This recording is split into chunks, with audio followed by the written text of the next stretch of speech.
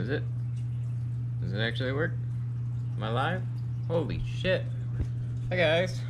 Whoever's here. Let me mute this. So, I'm here doing live stream testing. Yeah, that's fun. So I'm using a program called OBS with Stream Elements. And Stream Elements seems to have some funny settings when it comes to actually setting up a live stream. It seems like they make it convenient for you to just go live, but all my YouTube settings are set to like unlisted and private. So the stream name was just very, testing in case anything went wrong, which here we are. So I'm just screwing around with settings right now. So I don't even know how many people are in the chat right now. Welcome everybody. I hope you can even hear me. We'll see. Let me turn this up. Maybe that'll help. I don't know.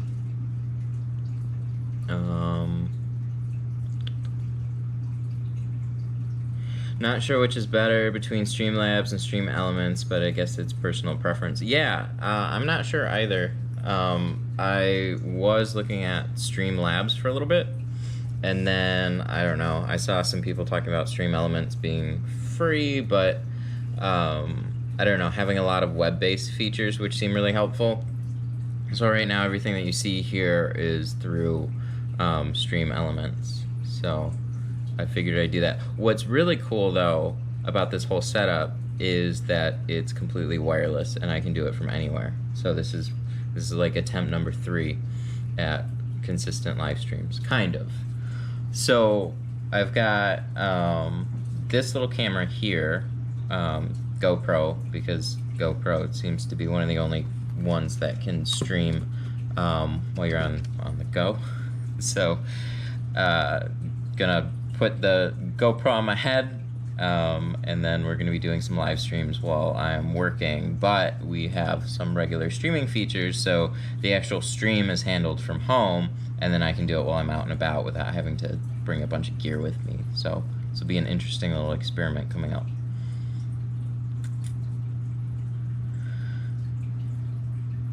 Which one? Oh, sorry. Panda Bear asked, with one roll of glass aid, how many back windows can you approximately do? You can do about 10 rolls with one roll of glass aid. Each roll is 100 feet, and in my testing, I've gotten about 9.5 to 10.5 back windows on average. So 10, and then you can, do quarter windows, windshields, and stuff like that with it too, but right around 10.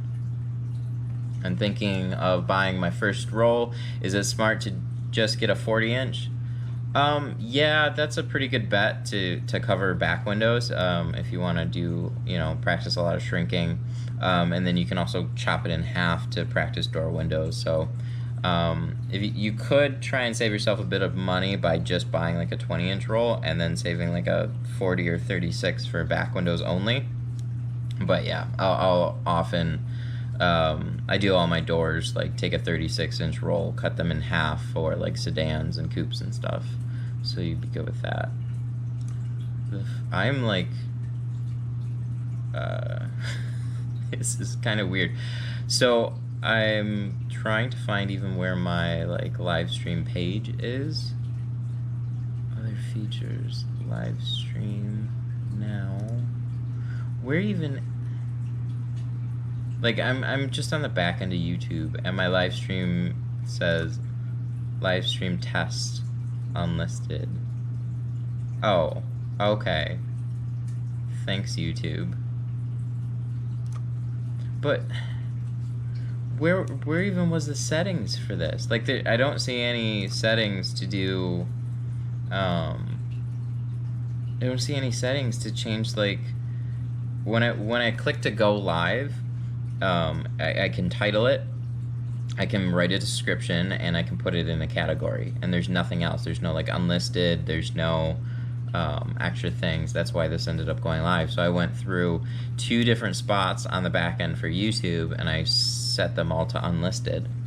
But that's kind of funny that this happened. So I finally figured out where that is. Okay, so here's the watch page. We've got 20 people watching now. Lovely. This is my desktop, by the way. This is like my fun desktop. I love that thing. So in my streaming little office thing, I have my older computer because I didn't need anything crazy. Then I ended up building this thing though, and this was a really fun project to do. And I haven't been able to use it for streaming. It's mostly for editing because I didn't want to like end up streaming in this room. But I can, because this live thing's going to be remote, video feed's going to come to that computer. So I like it because it's like in the living room, and it's also like a showpiece. I tried to order some pre-cut tint from you, but the site doesn't exist. Yeah, I don't sell pre-cuts, but Lexan, they do pretty good pre-cut kits. I'm trying to think if there's anybody else. Window tinting supplies. There's the Window Tint Warriors YouTube channel. He's got SunTech kits, so if you want to get something with like a name brand on it. No, Solar Guard or SunTech, one of the two, I don't remember. Let's check them out. What's a medium to high grade tint? There's a bunch of them out there. There's a bunch of brand names.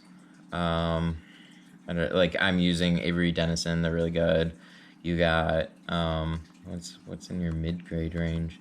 So you got like Solar FX. I mean, they all have like, it's not to say they're a mid range brand, but like you all basically have so many brands, and then they all have their lines of film going from like a basic dyed film all the way up through ceramics. So you have like Solar FX, Lumar, SunTech, Global, ASWF, Matico, and then you got a bunch of various websites. So there's like probably X-Pals one. There's Armorlin. There's so many different brands. Some are definitely skipping my head. So just look around, see what company branding you like to go with, and kind of start with there. I haven't delved too much into, which films are great and which films aren't, because I don't know. It's hard to tell because one film brand, one film could be really good and a brand, and another film from the same brand might not be as good. So I think a lot of them have some strengths and weaknesses. Any tips on contamination on the back glasses? I mean, a lot of people always say over clean your windows, but it really has to do with just how you carry it back in. Like, I'll just pick it up off the back window and literally carry it. And my objective is to not touch anything as you're going in. So as soon as you start touching panels and back seat and whatnot, then you're gonna run into some bad times. So just try and refine your technique to be as efficient as possible. Peel off a liner, spray it, pick it up, and then carry it in. As for squeegeeing it off, just start at the top, work your way down. I honestly don't do a whole lot to prep a back window other than like run my hand over it, squeegee it off once or twice, and then go to install it. I haven't started tinting yet, and my lower back is hurting. Sorry about that. Maybe get a better chair. My local tint. What do we got? 30. My local tinted told me. What? My local tinted told me his tint ranges from 33% to 35%. Is that normal? I think one word got messed up. My local tinted. I mean, like laws or something? I don't know.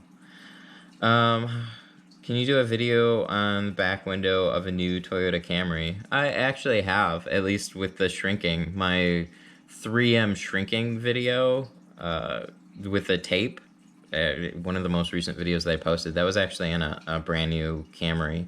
So go check that out. The shrinking technique was different on that back glass, but the shrinking technique that I use on every car can be the same applied to that one too as well. So just go check out the you can go check out that one.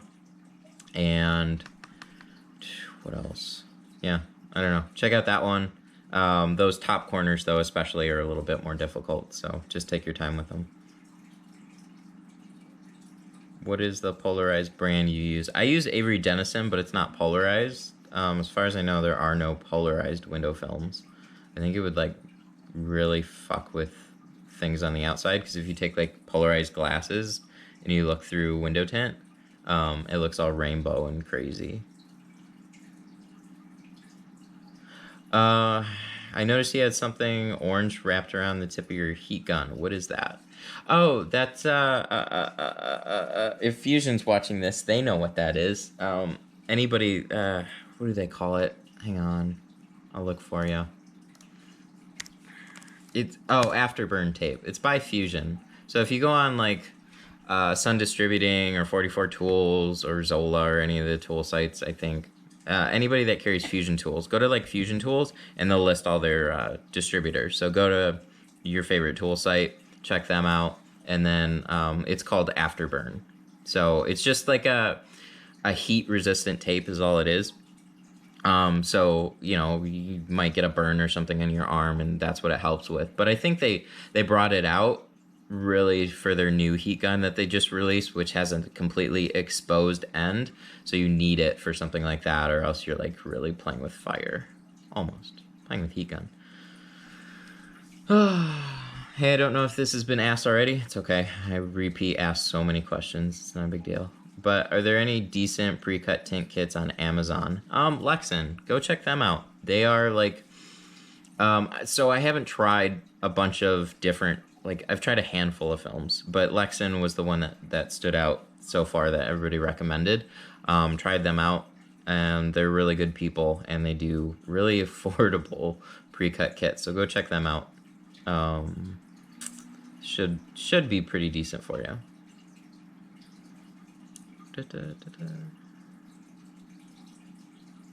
Struggling with contamination even when I clean good and don't touch anything. Did a BMW E61 wagon.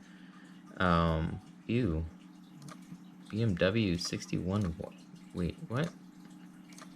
I have like 100 tabs open too. E61 wagon.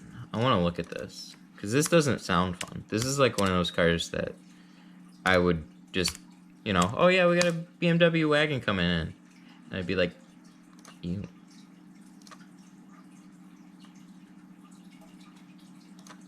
It was a 61 or 6i? Oh, 61. Oh, okay. The back's not, I don't know. It's BMW. BMW's got really tight tolerances. Same for Audi. Same for Mercedes. If you put those three manufacturers together, they all have tight tolerances. So when you're newer and trying to tint stuff like that, you're just going to have a difficult time all around. So try to keep your edges slimmer, and you really just got to work on your process for something like that. But the thing that can help you out the most is just trying to keep your edges a lot slimmer. So the less you have to tuck in, the less you have to fight. But all around, like the rubbers are a little bit harder, stiffer. They press against the glass a little bit more. So like a tucking tool would help with those windows. But yeah, they're like, for a long time, BMW was like one of my dreaded brands. Oh yeah, there's a little pup over here too. I don't know if you guys know about this. This is Bella. Bella, say hi. You're being watched by like 30 people now.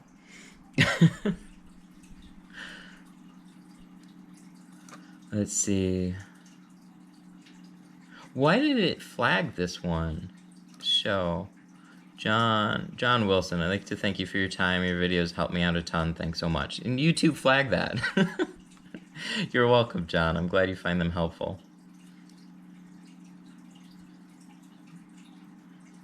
Alrighty. I'm gonna see if there's anything more. But yeah, I totally plan on doing a live stream. I want to do one tomorrow. We'll see how the day goes. So far everything's been like working with this whole live stream because like this is wireless. I mean, it's going to my router right now, but I've been able to take this on the road and have a clean stream. So we're gonna mess around with this and see what happens. This whole template, by the way, like has been in the works for a little bit.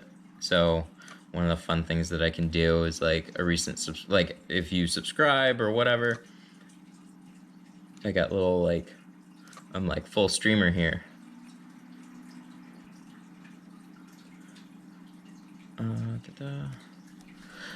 Looking to start a tinting business. Any advice or things you would have done differently when just starting out?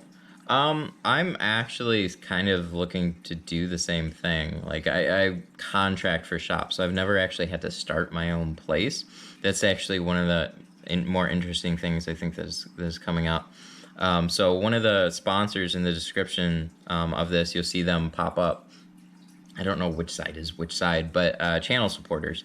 TintWiz is going to be a channel supporter. They have a CRM suite made for window tinting primarily, but it goes a little bit further than that. So they are going to be helping me with some, well, they have been helping me with some advice on what they would do as far as local advertising, and getting clients. They've done some really great recent Facebook live streams too on their Facebook page, and they do have a YouTube channel as well. So go check them out. They have like basically one of their best videos. I shared it in my community. It was how to turn a $200 client into a $4,000 client, and it's a little bit exaggerated, but the principle is really interesting with what their software can do. Basically, if somebody calls you, it's pretty hard on the price, like, hey, I'm looking to get a tint job, and then you basically follow them up with a proposal through their software. So we'll be getting into that a little bit more in the future. So just been messing around with this right now, but yeah, look forward to stuff like that. One of the biggest tips though that they did give me is to be very local, like brand yourself very locally. So instead of like giving yourself a cool name, which is something that I wanted to do right off the bat, they said like brand yourself your window tinting plus your city. So around here, like window tinting Detroit. If I was in the city of Detroit, I don't want to just screw myself on a domain name yet, but the idea is just be very local in all your marketing, and then take a shitload of pictures and do just a lot of local stuff. So we'll be getting into more details with that, but that was that whole like local branding thing was very interesting because everybody wants to have a cool name and everybody wants to have a cool logo. I mean, you could still have a cool logo with that, but being there when somebody search is actually what helped me out a lot on my YouTube channel, rather than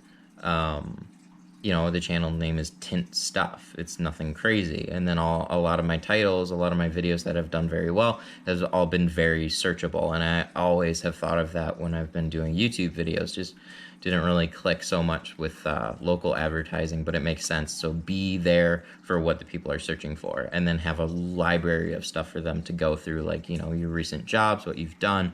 You show that you take pride in your work, and then when they call you, even if they're not settled on the price, you can follow them up with like a proposal and stuff. It's all very cool. So, Jaybird, what's up, man? I got a VW Passat. Yeah, I did a video with the VW Passat recently. I still don't like those cars. The VWs go in there with BMWs, Mercedes, and Audis for sure.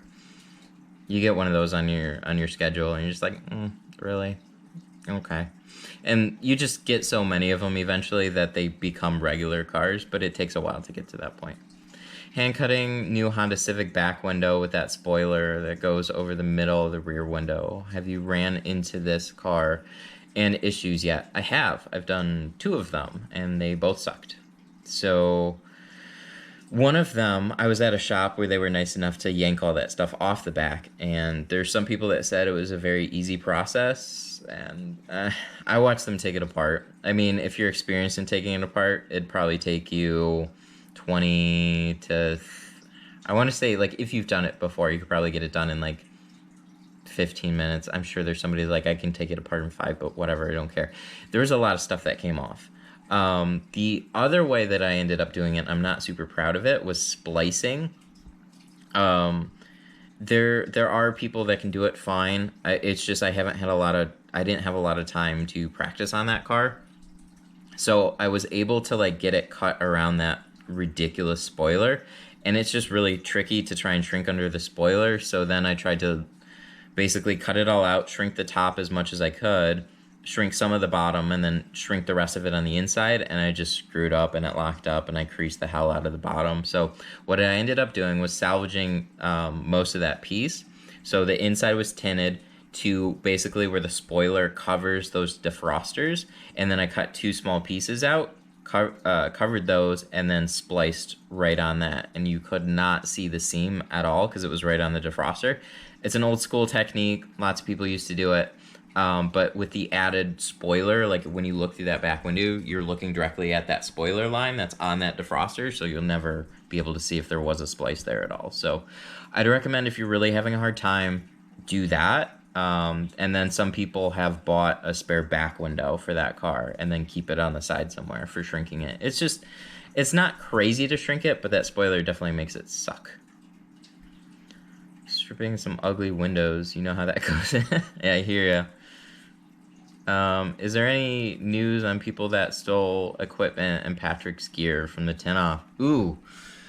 No, but there's been so much support for him, which has been awesome to see. So he was kind of left high and dry from a lot of that, and that whole thing really sucked. So he is actually he has a computer on order, so that is actually going to be delivered sometime soon. He's got a bunch of other stuff ready to go now. So he's picked out another camera, but he can't edit really anything until he actually gets a pretty decent computer. So he's like, he's I don't not impatient, but like he wants to get going again. So that's cool to see. And yeah, so he should be up and running in not too long. I talk to him pretty regularly though, so he's doing good. And he should be ready soon. What do you think? What do you think about European cars? What do you think about European cars are hard to tint? It's just the tighter tolerances when you get into the brands. Like, I mean, we don't have Vauxhall and God, there's like so many like logos that just pop in my head and I can't think of what the names of them. Like, there's the Lion, there's like the Citroen, I think. So everybody's got their cheaper cars. We don't have any of those things there. I think the most that we have is like Kia. Over here, for like, I'm getting into like some of like the more localized European brands. But of course we have our Japanese cars like, or Korean cars like, Japanese and Korean, like Toyota and Honda and whatnot, and Hyundai. So all those are pretty straightforward and easy. Any cheaper cars seem to have looser tolerances and stuff like that, which makes them a lot easier to tint. But when you get into like the German, like Audis, BMWs, Mercedes, VW, they just generally have tighter tolerances. So it's, the felt seals press tighter against the glass. The rubbers are pretty slim. Like, there's just not a lot of room to work with. So what ends up happening is people will either try tucking too much film in or not have refined their process down too much, and that just takes time. So that really sucks. So just the more practice that you get, the better you become. If your city has a nickname, use that in your brand name. Like Tacoma, Washington has a nickname, Grit City. So Grit City, that would be a good one. Yeah, I mean, that's true to a point. As long as it's, what I would suggest, as long as it's not overused. I mean, there's always exceptions to a lot of rules, and there's a lot of good names that have nothing to do with the cities that they're in. But when you're getting started, that's like you're competing against companies that have been existing for a period of time, so you're very low on the search. And the more you can do to wiggle your way up the search charts, the better that you're going to do, because largely people even in your own city, they don't know who you are. So the first thing that they're going to search, like basically just brand yourself what people are going to search. So do like window tint, and then your city name, or like you said with the nickname of your city, like because Detroit, we're the Motor City, right? But there's so many companies around here that have thrown Motor City into their name. So that doing something like that would be a little bit trickier. Plus, Motor City can be very broad. Like there's people well out of Detroit that are still calling themselves Motor City, whatever. So I think it's just like when you're first getting started, it would give you a big boost. And then also for people that have never heard of you, which I would say the vast majority of people are like, they just want window tint. Let's do a basic search and see what comes up. And then before you know it, you have so many fantastic pictures, and then you get a bunch of reviews, and that's how it just really starts stacking up much faster rather than like, you know, like I don't want to throw anybody's name out there necessarily. I don't have anybody in mind, but you know, there's a lot of generic ones that you hear from time to time. So everybody wants to be cool, even me. But yeah, do what you can to be searchable was the big point with that one. Glad to hear you did the Civic in pieces. Thanks for the tip about doing it on the defroster lines. I did put did a splice on the customer's vehicle, but I don't think about doing it on the defroster lines. Yeah, try it on the defroster lines next time for sure. So yeah, on that, like it's super thin, but it's an old school technique. You can do it on the inside and you know, make it look perfect doing it that way. So yeah, it's just like, it's a tricky car. I was so annoyed when they came out with that car. Like I saw the Tesla Model 3 pictures back when they were first talking about it, and that looked to be like, oh my god, how are people going to do this? And then Honda comes out with that Civic, and I'm just like, oh, what the hell are they doing? Now that people have tackled the Model 3, and it's still like not the easiest back window to do for sure, but there's been a lot of videos about that. But with the Civic, it's like, I don't know. I haven't seen any super great advice other than maybe splicing it, and just, you know, getting an extra window if you don't want to splice it. Other than that, it's going to take a lot of practice and technique, and until you get that one little like trick down to do it. But I think that's more skill rather than anything.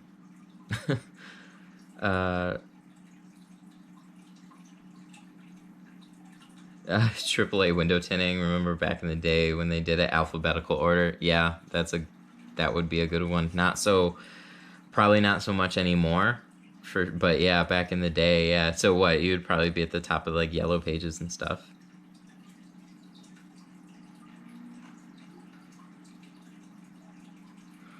Alrighty. Well, I'm gonna go ahead and call it, I think. Yeah, we're going to go ahead and call it. So thanks, guys, for tuning into this unlisted test stream that somehow went public. Glad it was at least consistent. I'm going to go over the footage and see if it's like, you know, if it worked okay. I mean, I haven't noticed any hiccups. I have it monitored on the back here. I've been just reading what's been going on.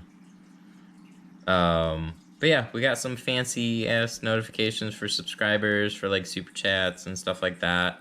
We have this silly goal up here, which would be kind of funny to hit, and then, you know, channel supporters in the bottom. It's just been messing around with some streaming stuff. If you guys have any advice on little things that I could do for whatnot for the stream, that would be good. And yeah, other than that, I don't know. One more question. What's the name of the software used for a plotter, and is it any good? So I'm not currently at a shop with a plotter right now, but I would highly recommend using Xpel's DAP program. It recently came out for Windows. Well, they've been a couple of years, handful of years. I can't say exactly. They got into the window film game not too long ago, but Dean Mitchell, he's been doing all their window tint patterns. And they've been fantastic, far better than anybody else's that I've seen. And I was super frustrated with any plotter software that I came across, because they all have their pros, they all have their cons. and it just seemed like a lot of them missed the mark as far as patterns, like wavy top edges and stuff. But yeah, check out DAP, and with that, we'll go ahead and close it. And again, I'll see you guys in the next one. Hopefully tomorrow. We'll see. I'm like crossing my fingers for tomorrow. I think I'll have time, as long as it's like not overly busy or anything. So, bye bye.